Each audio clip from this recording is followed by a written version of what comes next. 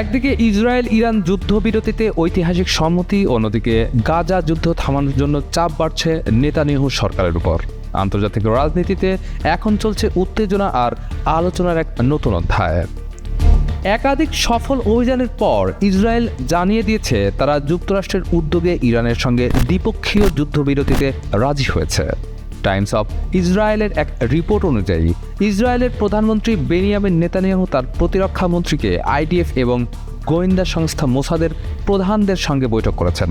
তেহরানের আকাশে পুরো নিয়ন্ত্রণ প্রতিষ্ঠা করেছে আইডিএফ। ইরানের সামরিক ও পারমাণবিক অবকাঠামোতে বড় ধরনের ধ্বংসাত্মক আঘাত হানা হয়েছে। বিশ্লেষকদের মতে ইরানের সঙ্গে যুদ্ধবিরতি হলো এক কৌশলগত জয়ের বহিঃপ্রকাশ, কিন্তু গাজায় যুদ্ধ চলতে থাকলে আন্তর্জাতিক ও অভ্যন্তরীণ উভয় চাপে পড়ে যাবে নেতানিয়াহু সরকার। বিশেষ করে বন্দীদের পরিবার যখন নিজেই পথে নামছে, তখন এই আওয়াজ অগ্রাহ্য করা আর সহজ হবে না।